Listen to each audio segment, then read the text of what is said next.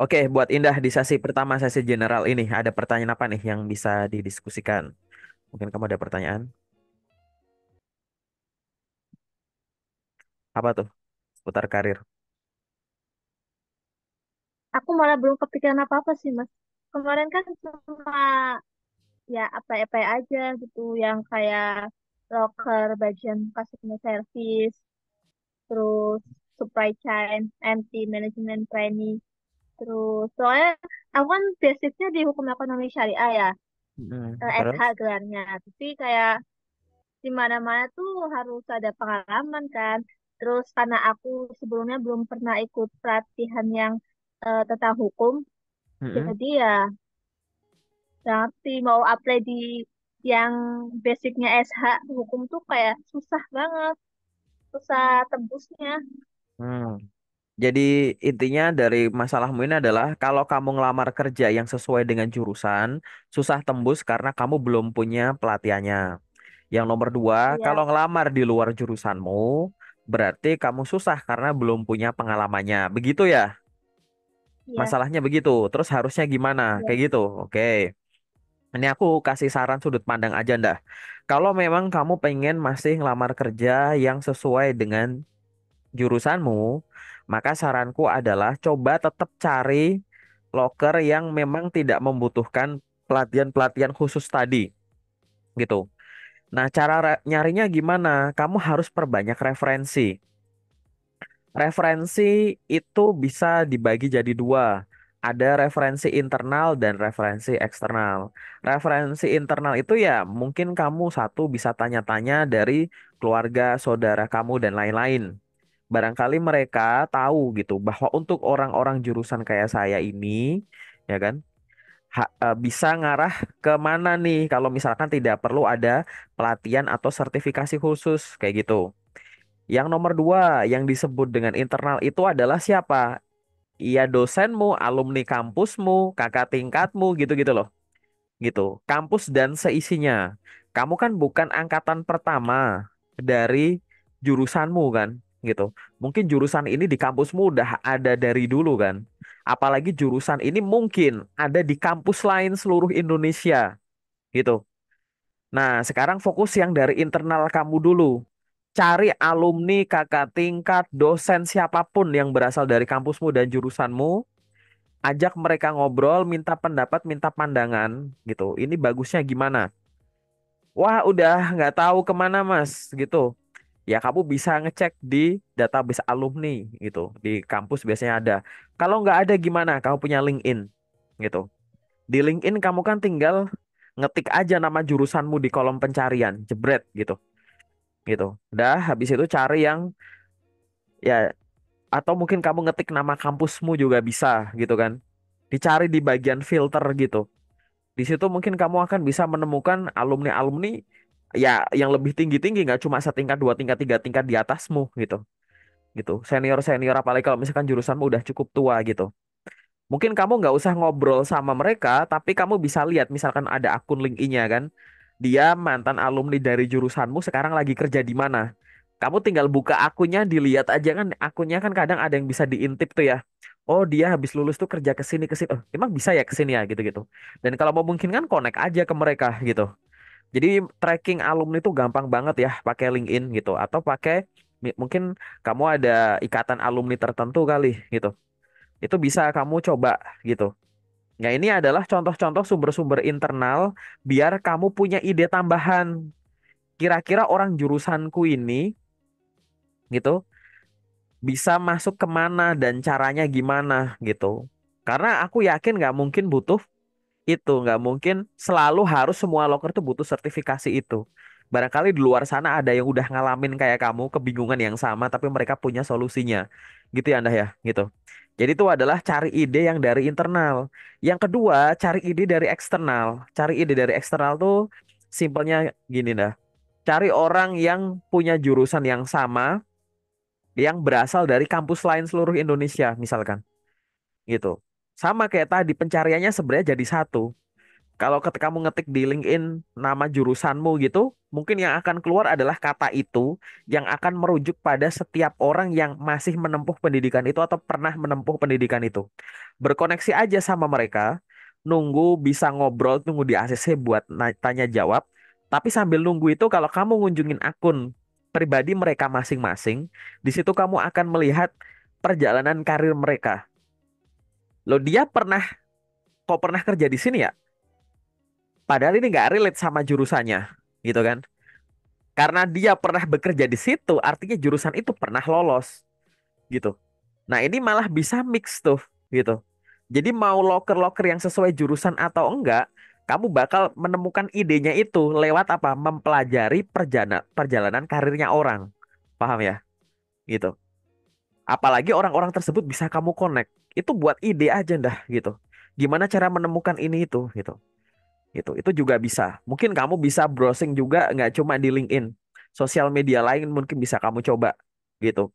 Cari di Google, coba barangkali ada orang yang sudah pernah sharing tertentu soal jurusanmu dan lain-lain. Atau kayak prospek kerja lulusan ini gitu-gitu. Itu kan juga bisa kayak gitu. Atau tadi kamu bisa menghubungi orang-orang lain yang intinya di luar dari orang-orang yang kamu kenal atau pernah kamu kenal.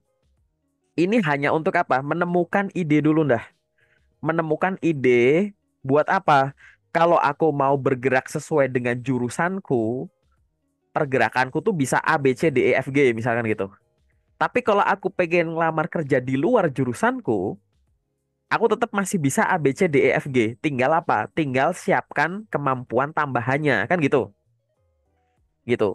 Misalkan tadi, contoh misalkan, oh aku pengen lamar kerja sesuai dengan jurusanku. Aku nanya sama alumniku sini ah, nanya sama ini ah, orang sejurusan di sana ah, gitu-gitu. Kan itu udah selesai tuh ya, kayak gitu. Nah, terus yang kedua adalah, oh aku pengen lamar kerja di luar jurusanku. Gimana? Kamu list dulu dah. Jadi misalkan gini, kalau yang sesuai jurusanku, aku pengen kerja jadi ini. Tapi kalau di luar jurusanku, aku pengen jadi ini gitu loh. Udah ada listnya gitu. Nah, kalau yang sesuai jurusan kan tadi kan kamu udah tahu tuh caranya, tanya sama siapa, cari referensinya di mana gitu kan. Nah, sekarang kalau yang di luar jurusanmu, caranya gimana? Tadi yang aku bilang, coba di situ kan kamu udah ada list tuh. Udah ada list, oh aku pengen jadi staff admin, pengen jadi ini. Kemarin-kemarin kamu tadi bilang, aku ngelamar aja Kak, tapi yang diminta itu adalah pengalaman. Ingat ya, pengalaman itu bisa dari pengalaman kerja, bisa dari pengalaman lain gitu. Pengalaman lain itu misalkan kursus, ya kan?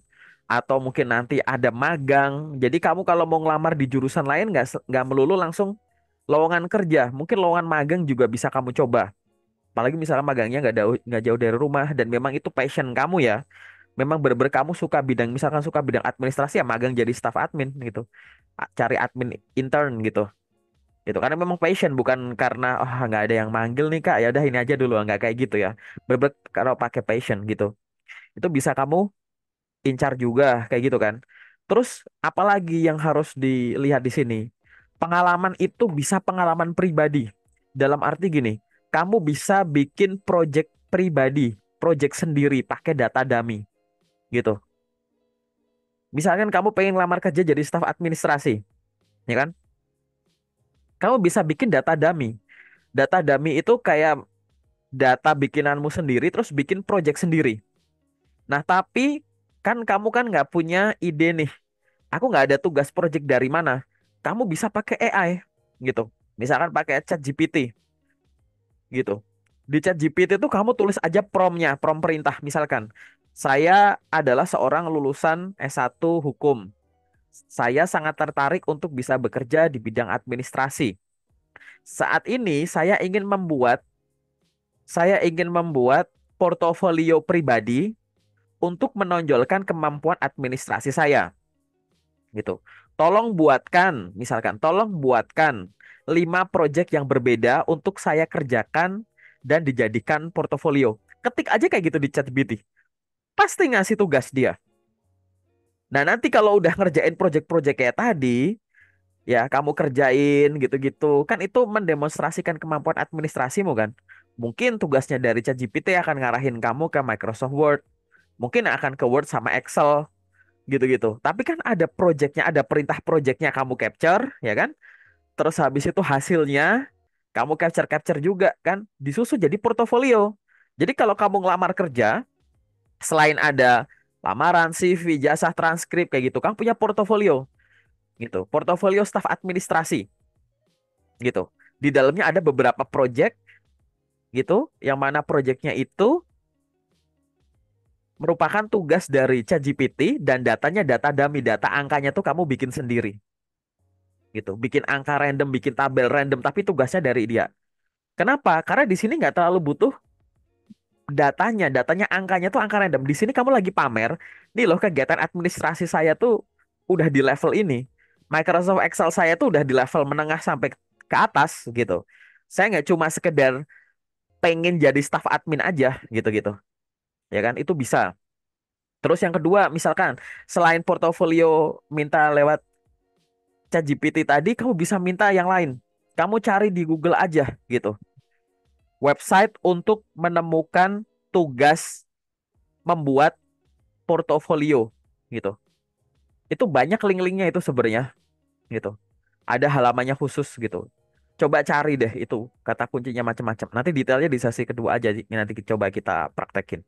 Jadi ada situs-situs yang memang isinya tuh kumpulan project gitu. Yang mana kamu bebas milih project mana untuk dikerjakan, tinggal nanti disusun jadi portofolio. Karena portofolio itu kan bukti karya. Kalau cuma dari pendidikanmu kan kamu masih dalam tanda kutip meragukan nih di staf administrasi karena kamu orang hukum. Ya nggak? Tapi kalau kamu Iya. udah lampirin tadi, nggak apa-apa tugasnya dari internet, datanya bikin sendiri. Seolah-olah kamu bilang, nih loh saya yang lamar staf administrasi, Anda kalau cuma ngeliat CV saya sih mungkin meragukan gitu. Tapi ini ada portofolionya nih, saya ngambilnya dari sini, tugasnya ngambil dari sini, datanya saya ngambil dari sini, saya bikin sendiri, saya bisa olah loh. Nih hasilnya kayak gini, hasil pivot table misalkan, hasil diagram-diagram mungkin di situ bikin ada bagian tertentu, mungkin ada dashboard tertentu yang bisa kamu buat gitu. Nah, itu udah sangat cukup ya gitu. Mungkin nanti dilengkapi lagi kemampuan apa staf administrasi misalkan. Di situ mungkin kamu cari website mengetik cepat. Kemampuan mengetik cepatmu itu diukur gitu. Misalkan websitenya itu 10 fast finger, 10 fastfingers.com kayak gitu. Cari di Google. Di situ kamu ngukur kecepatan ngetikmu. Kamu ngelamar jadi staf admin ternyata kecepatan ngetikmu emang udah tinggi. Misalkan bisa 80 kata per menit gitu. Udah di atas 60 kata per menit. Nah, itu udah dipameri juga di situ. Website-website mengetik cepat itu seringkali dipakai sama HR untuk mengukur kecepatan mengetik cepatnya si calon kandidat staf admin itu. Kayak gitu. Itu cuma salah satunya. Itu bisa kamu bikin hasilnya jadi portofolio juga kayak gitu. Sehingga nanti kalau kamu pengen lamar kerja di luar jurusanmu, kamu udah punya bukti karya staf administrasi tadi contohnya. Ini kalau kamu pengen jadi staf admin, belum profesi-profesi yang lain tentunya. Gitu. Biar apa? Biar kamu kelihatan meyakinkan gitu. Karena udah disusun sedemikian rupa gitu, ya kan? Nah, nanti tinggal di situ tinggal tadi kamu rutin aja ngelamar-ngelamar kerjanya. Jangan intensitas rendah. Teman-teman yang ada di grup loker sehari bisa 20 sampai 30 lamaran per hari gitu. Kamu apakah udah bisa sebanyak itu? Di target harian kamu harus bikin angka target harian. Sumber loker ada banyak dah. Ada website, ada LinkedIn, ada job portal, ada Jobstreet, ada Glints, ada Kita Lulus, ada Deals, ada macam-macam gitu. Nah, masa iya sumber sebanyak itu lokernya sehari cuma satu, dua, tiga, empat, lima? Nggak mungkin lah gitu. Apalagi ada LinkedIn. LinkedIn isinya nggak cuma loker. HRD aja ngumpul di LinkedIn. User aja ngumpul di LinkedIn gitu. Ya kan? Kalau nyari kayak gitu, aku nanya, kamu tinggal di provinsi mana? Provinsi. Provinsi mana? Jawa Barat. Provinsi Jawa Barat itu HRD ada puluhan ribu. Serius di LinkedIn gitu. Masa iya menemukan puluhan ribu ini susah? Kan banyak nih. Kalau menemuin satu di antara 1.000 kan susah gitu. Tapi kalau 1.000 di antara 1.001 gitu. 1.000 di antara 1.500 kan asal nunjuk kan bisa misalkan gitu. Nah, ini kan banyak sebenarnya HRD yang ada di situ. Nah, itu paling gampang ditemukan di mana? Di LinkedIn. Nah, coba nanti kamu berkoneksi dengan orang-orang yang statusnya HR, recruiter, headhunter, talent acquisition, sejenisnya lah ya, yang ada di LinkedIn gitu. Tapi nggak ada lokernya Kak, nggak masalah. Ini tips yang selanjutnya. Jadi gini ya, tadi saranku nomor satu saat kamu pengen ngelamar kerja sesuai jurusan atau enggak, tapi kalau masih bingung, tips nomor satu adalah cari sumber referensi tadi ya, gitu. Yang tadi ada alumni dan lain-lain kayak gitu. Yang nomor dua, lampirkan bukti tambahan kalau kamu ngelamar kerja di suatu bidang masih diragukan, yaitu dengan portofolio. Kayak gitu, yang nomor dua. Yang nomor tiga tadi, coba kamu bikin target sendiri ngelamar kerja di banyak sumber dalam jumlah banyak. Kayak gitu. Yang nomor empat, kalau masih bingung mencari loker itu tidak bisa ditemukan, maka yang kamu cari adalah orangnya atau perusahaannya. Lucu ya? Jadi ada gini, nah, orang dapat kerjaan itu gara-gara dapat tiga informasi. Informasi orang, informasi perusahaan, dan satunya adalah informasi loker. Gitu. Nah, kalau kamu pengen lamar kerja kan paling gampang kan ya info loker, ya nggak? Kayak gitu. Dari info loker langsung bisa kamu lamar ibaratnya. Tapi kalau nyari lokernya susah, cari orang gitu. Cari orang buat apa? Buat ditanya ada loker nggak gitu loh. Buat ditanya kalau mau kerja di tempat Anda, nyari lokernya di mana gitu. Kan ini buat ditanya kayak gitu. Kalau nyari orang udah dilakukan, masih susah lagi, tambah lagi satu lagi, cari perusahaan. Kenapa cari perusahaan? Karena di luar sana mungkin ada perusahaan yang butuh orang kayak kamu, tapi mereka nggak ngerti cara nemuin kamu gitu. Kamu tuh dibutuhkan, tapi mereka nggak ngerti cara nemuin kamu. Begitu juga sebaliknya. Kamu lagi nyari kantor, mungkin di luar sana tuh ada nama-nama perusahaan, nama PT misalkan, yang kamu tuh nggak familiar. Karena mungkin yang familiar di kamu atau di teman-teman angkatanmu ya perusahaan ini yang gede-gede ini misalkan, atau yang ada di sekitar rumahmu ya kan. Tapi mungkin loh di sekitar kotamu atau kota-kota sebelah ada perusahaan yang kamu nggak ngerti gitu. Karena nggak pernah lewat sana atau pernah lewat isinya cuma misal kayak pabrik nih, nggak ada nama PT-nya sekilas. Padahal mungkin di situ butuh kamu, paham nggak? Kayak gitu. Nah itu coba kamu temukan Pak perusahaan-perusahaan ini, kayak gitu. Caranya gimana? Macem-macem gitu. Kamu bisa googling daftar perusahaan di Jawa Barat atau di kotamu. Misalnya kamu di Bandung, daftar perusahaan, daftar PT di Bandung, gitu misalkan. Contoh, kamu mau cari di sumber-sumber lain juga bisa, gitu. Cari ide coba, gitu. Itu cara menemukan loker di daerah tertentu. Termasuk dari mana Google Maps, gitu. Coba kamu searching. Coba kamu kamu buka Google Maps di laptop, di scroll. Ini rumahmu di sini. Coba digeser-geser. Kalau ada perusahaan kan ada namanya kan. Nah, itu namanya itu coba kamu cari di LinkedIn, cari di Google gitu. Oh, ini ada perusahaan nih, perusahaan apa ya gitu.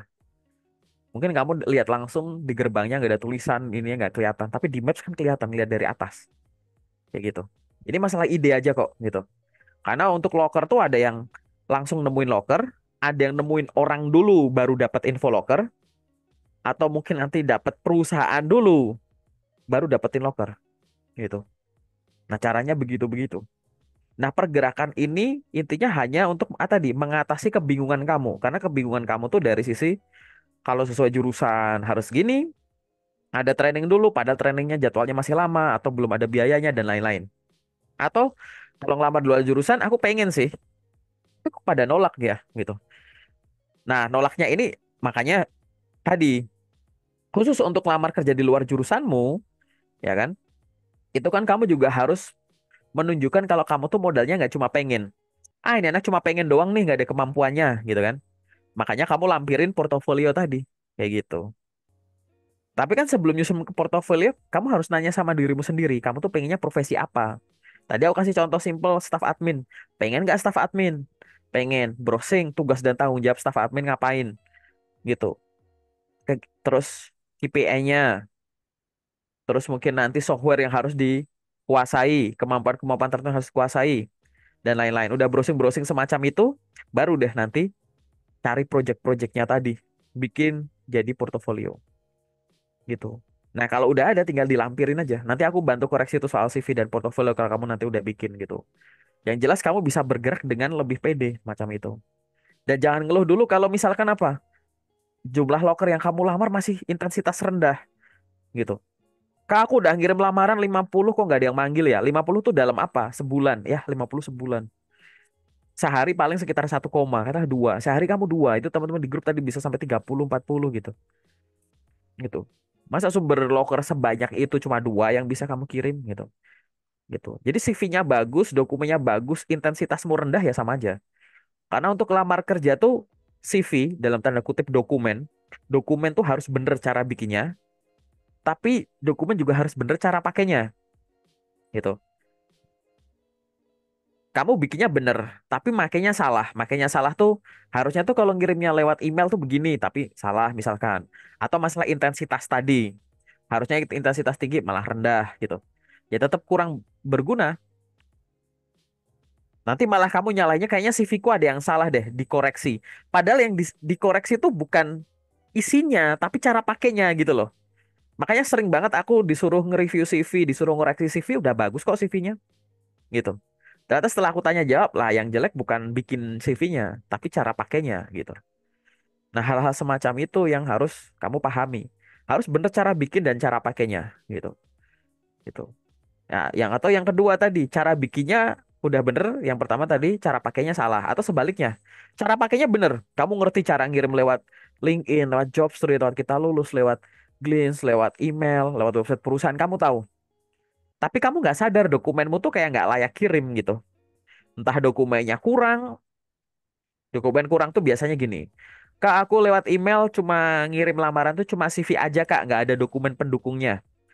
Biasanya gitu. Kenapa kok cuma dikirim CV? Iya kak, karena di undangannya cuma bilang silahkan di lokernya cuma nulis silahkan kirimkan CV ke sini gitu. Padahal kalau ngirim email tuh ya jangan cuma kirim CV gitu.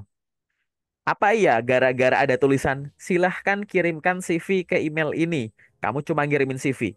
Lah nanti kalau kamu di LinkedIn menemukan ada loker tuh tulisannya silahkan kirimkan lamaran ke email ini. Apa kamu cuma ngirim surat lamaran nggak ada CV-nya? Kan nggak gitu. Gitu. Nah, hal-hal semacam ini nih, yang detail-detail kecil semacam ini nih. Atau misalkan, iya Kak, soalnya lokernya butuh pengalaman, aku nggak punya pengalaman. Dibaca dulu, tulisannya apa, gitu. Memiliki pengalaman untuk menghandle komplain, gitu. Tapi kamu ngartinya itu sebagai pengalaman kerja, gitu.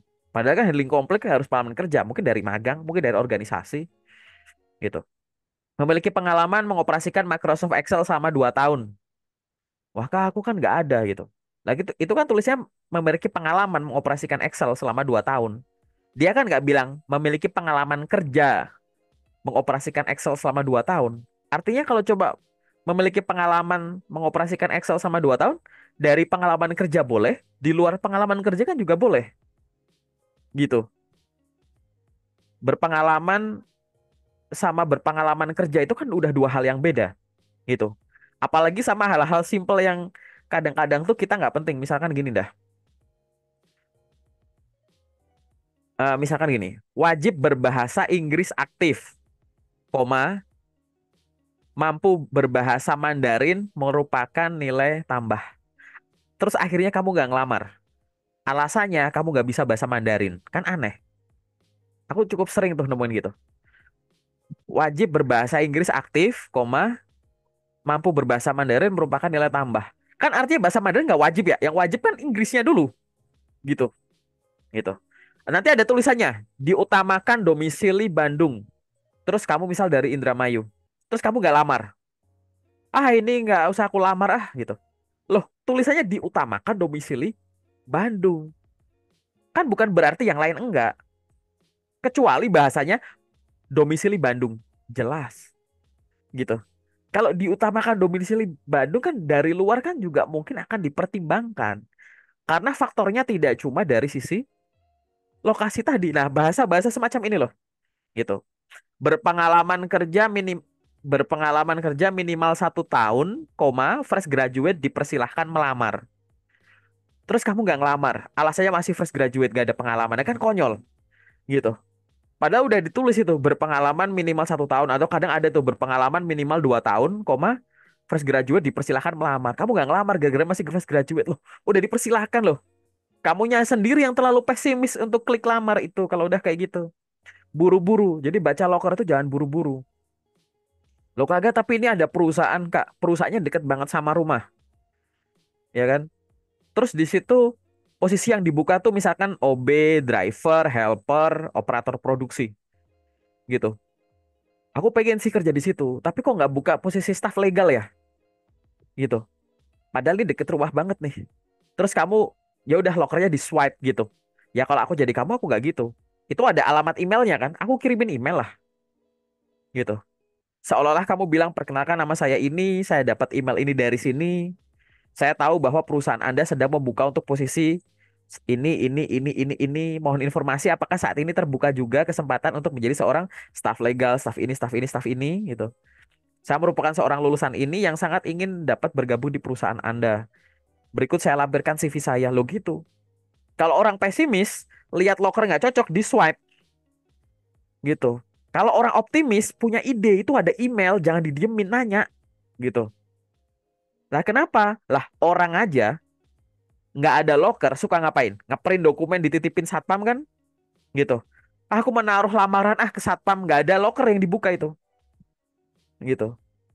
Lah malah nitip CV ya di printnya modal kan nitip terus nganterin ke kantor-kantornya gitu. Padahal nggak ada loker gitu. Lah kenapa kamu nggak ngelakuin hal yang sama secara online? Kalau secara offline banyak orang nggak ada loker ngeprint nitip dokumen ke security ke satpam. Lah kenapa kamu nggak nitip tuh CV ke email? Walaupun nggak ada lokernya ya nggak apa-apa kan? Gitu. Nah ini perbedaan orang optimis sama pesimis ini sebenarnya. Gitu. Orang pesimis tuh pasti akan gampang menemukan kebingungan, gampang menemukan ini ketidakcocokan. Kalau optimis, gampang nemuin cara. Wah ya ada perusahaan bagus nih, deket rumah nih. Waduh yang dibuka ini nggak cocok. Oh ini ada email nih, tanya gitu. Wah aku nemuin perusahaan bagus nih, websitenya ini nih. Oh ternyata aku pengen nih di sini nih. Tapi nggak ada lokernya. Lah itu ada hubungi kami gitu, kontak us misalkan di websitenya ada email kan. Tanya ke situ. Nanya ada kesempatan magang nggak, ada kesempatan kerja nggak gitu. Sambil nanya mungkin kalau memungkinkan sambil ngirimin CV, dilampirin gitu. Resikonya apa sih? Paling nggak direspon, paling CV-nya diabaikan. Iya kalau diabaikan. Kalau enggak, kalau ternyata nanti dipertimbangkan, gara-gara kamu ada CV, ada portofolio, gimana coba? Kan belum dicoba. Orang loker yang menurutmu cocok aja, udah kamu kirimin lamaran, belum tentu manggil kok ke tahap selanjutnya, bener gak? Gitu. Masa ada loker yang udah jelas-jelas ada informasi gitunya nggak dicoba dulu? Gitu. Job seeker itu harus banyak nyoba-nyoba. Karena sama aja. Ini aku banget nih lokernya nih. Kualifikasinya masuk semua. Kamu kirim lamaran gitu. Kamu misalkan tadi pakai job portal, misalnya pakai job street, udah diklik klik klik klik, banyak klik-kliknya. Mau pakai laptop sambil rebahan ngeklik ngeklik, tapi nggak ada yang manggil. Sama aja kan? Ya nggak? Pokoknya cari ide yang kayak begitu. Yang dari tadi kita bahas nih, aku sama sekali nggak bahas kamu harus ngambil sertifikasi tertentu yang berbayar dulu loh. Ini cuma ini memeras ini nih, perbanyak ide. Bukan jumlah loker yang sedikit, tapi idemu aja yang lagi buntu. Biar ide banyak gimana? Ini kamu baru ngobrol sama aku, mungkin idemu udah nambah. Coba ngobrol sama yang lain. Ada ide lagi, ada ide lagi gitu. Nah, kalau ada orang atau sesuatu sumber yang ngasih ide, jangan diiyain atau ditolak dulu. Praktekin aja dulu. Paham gak Anda? Gitu. Nah, nanti kan akan terbukti yang cocok gimana. Oh, aku cocok nih kayak begini nih. Kenapa aku bilang gini? Aku sendiri pun mempraktekin itu. Di luar sana ada orang yang mempraktekkan itu juga. Di grup loker banyak yang mempraktekkan itu. Gitu. Follow up perusahaan ada emailnya nggak ada lokernya. Tapi dokumen yang dikirimin bagus banget. Ternyata sama HR-nya di save di database gitu. Terus habis itu dihubungi, ditawarin posisi tersebut beberapa saat setelahnya gitu. Ada berapa hari, ada berapa minggu gitu. Kan kita nggak ada yang tahu gitu. Karena balik lagi, kamu ngomong Jawa Barat aja udah puluhan ribu gitu. HRD yang ada di LinkedIn gitu. Nanti aku jelasin itu. Nah, ini adalah gambaran kegiatan utuh ya. Kalau kamu masih bingung mau ngelamar kerja sesuai jurusan malah disuruh begini, Di luar jurusan malah begini harus ngapain gitu. Oke, paham ya? Kalau kamu lupa aku Paham. ngomong apa, tinggal ditonton ulang aja videonya. Nanti aku backup, oke? Gitu. Paham. Simple ya, gitu. Nah, ada nggak satu pertanyaan lagi mungkin dari kamu? Ini kan ada yang legal intern, buka lokal loker legal intern, tapi Mhm. kan gak ada pengalaman mas. Sorry minum ya. Misalnya Mhm. gak ada sertifikasi ya. Ini nggak apa-apa. Nah itu boleh coba aja kali ya berarti ya, Oh coba apply betul. aja ya. Yes, itu hukum terakhirku tadi ya. Apapun, asal nggak di blacklist, nggak dihukum, nggak dosa, nggak ngelanggar aturan, gitu kan? Coba, namanya lamar kayak gitu kan coba-coba. Trial and error gitu. Ya Ya kan? ini masalah di CV-nya itu sih mas ya. Di CV-nya berarti harus khusus legal gitu kan ya di Nanti CV-nya. bisa plus minus dulu, nanti aku cek dulu. Jadi gini, kalau kamu pengalaman kerjanya masih sedikit, masih junior, misalkan fresh graduate baru lulus, atau pengalaman kerja di bawah 2 tahun, kayak gitu, perasaan isi CV-mu ya sama gitu-gitu doang sih, bener nggak? Mungkin kamu pernah ada kalimat gini, satu CV itu cuma cocok untuk gini doang, satu CV cuma cocok untuk satu profesi, nanti kalau beda profesi yang nggak relevan dikeluar-keluarin, misalkan gitu kan. Lah tapi statusnya tuh Iya. kamu masih fresh graduate baru lulus. Lah kalau semua hal dikeluarin nanti kosong banget dong CV-mu diganti apa coba Hmm. gitu. Jadi di sini tuh dikeluarin tuh dalam konteksnya itu adalah satu yang disebut nggak relevan banget itu adalah yang bener-bener nggak ada value di dalamnya, nggak cuma sekedar oh aku mau ngelamar jadi ini, organisasiku ini nggak cocok dikeluarin ah gitu, ya nggak langsung gitu gitu. Relevan itu nggak cuma lihat dari judulnya tapi kegiatan di dalamnya, makanya di breakdown kayak gitu gitu. Terus tadi balik lagi gitu. Masalah cocok nggak cocok tadi ya gitu kan. Ini yang bener tuh bukan yang nggak cocok dikeluarin, itu bukan remove ya tapi replace. Jadi kalau ada sesuatu yang nggak cocok dikeluarin, ada penggantinya informasinya yang di situ biar nggak kosong gitu gitu. Jadi CV seorang lulusan baru kalau mau ngelamar kerja di bidang admin atau di luar admin, yang jadi pembeda apa? Sisi adminnya tadi kan, bener nggak? Gitu. Tapi kan itu lebih dari sekedar, kan kebanyakan orang ganti di bagian profil itu loh, yang paragraf kalimat gitu loh. Saya berminat untuk menjadi seorang ini. Saya menguasai Word, Excel, PowerPoint. Bukan itu yang kamu ganti lampirannya. Dah, gitu. CV seorang fresh grade itu mau diganti gimana-gimana kan plus minus gitu ya. Tetap masih 11 12 gitu loh, dah. Paham nggak? Gitu. Padahal kan perbedaan itu harus kontras. Kontras ini adalah dokumen pendukung tadi aja. Gitu. Biar meyakinkan. Bukan cuma masalah kayak aspirasi karir yang ada di paragraf itu kurang sih menurutku, kurang meyakinkan gitu. Sekarang tinggal balik lagi, lampiran ini kan ada yang bisa kamu peroleh secara gratis, tapi usahanya kayak tadi ya, nyari tugasnya pakai sini, datanya bikin sendiri dari sini diolah jadi portofolio, atau mau yang berbayar yang kamu tinggal ikut datang datang datang dapat modul gini gini gini, dapat tugas kan selesai sertifikat gitu yang berbayar itu pilihan masing-masing gitu. Kalau aku sih portofolio. Karena aku di videoku, nanti kamu kalau mau belajar seputar karir, buka playlist yang judulnya FAQ seputar karir, FAQ seputar karir. Di situ isinya mungkin pertanyaan-pertanyaan yang sekarang kamu mungkin masih bingung, tapi padahal kamu pengen nanyain itu karena belum kepikiran. Tonton di situ. Termasuk di dalamnya aku ada satu video judulnya adalah Portofolio, senjata terkuat job seeker. Aku nulis gitu. Portofolio itu kuat banget. Kalau mau ngomong Kak, dokumen yang dilampirin buat ngelamar kerja yang paling kuat itu apa? Lamaran, CV, portofolio. Itu udah yang paling kuat itu. Sangat kuat. Kalau nggak ada dokumen lain ya, misalkan. Misalkan nggak ada dokumen lain, kita cuma boleh nyebut 3 dokumen nih. Ya udah surat lamaran itu buat ngetuk pintu, gitu kan? Ngetuk pintunya gitu. CV yang ngasih gambaran soal lingkup pengalaman kita, gitu. Saya pernah ini, saya pernah itu, gambarannya itu ada di CV. Terus portofolio itu untuk menunjukkan bukti karyanya, gitu. Jadi CV itu surat lamaran seolah-olah kayak perkenalkan saya ini, saya sangat minat untuk ini itu. Jadi kayak perkenalan diri ngetuk pintunya. Terus CV itu kayak seolah-olah ngasih gambaran, Bapak Ibu ini loh, saya semacam ini punya pengalaman ini itu loh, gitu. Portofolio seolah-olah kamu bilang, nah pengalaman saya di sini, ini loh bukti karyanya ini bukti karyanya gitu. Ini udah kombinasi itu, Udah paling kuat di situ. Dari sisi apa? Cara bikinnya. Tergantung nanti cara pakainya. Gitu. LinkedIn, contohnya itu sosial media. Jobstreet, itu job portal. Kalau main Jobstreet, kamu sibuk ngelamar, ngelamar, ngelamar, selesai boleh. Kalau main LinkedIn, cuma ngelamar, ngelamar, ngelamar, ya kurang. Namanya sosial media kok. Kamu harus connect ke orang baru, follow orang baru, bikin postingan rutin, repost postingannya orang, komen postingannya orang, connect ke orang baru, terus nge-DM dan lain-lain. Gitu. Job portal ya silahkan mainkan sebagaimana job portal, gitu kan. Website perusahaan ya dimainkan sebagaimana website perusahaan harus dimainkan. LinkedIn, sosial media ya dimainkan sebagaimana LinkedIn. Kamu nggak bisa main LinkedIn pakai cara website, kamu nggak bisa main LinkedIn pakai cara job street gitu. Karena itu adalah dua hal yang beda gitu. Paham ya Anda? Secara umum gitu dulu, karena nanti di sesi kedua ini aku akan jelasin detailnya gimana. Paham?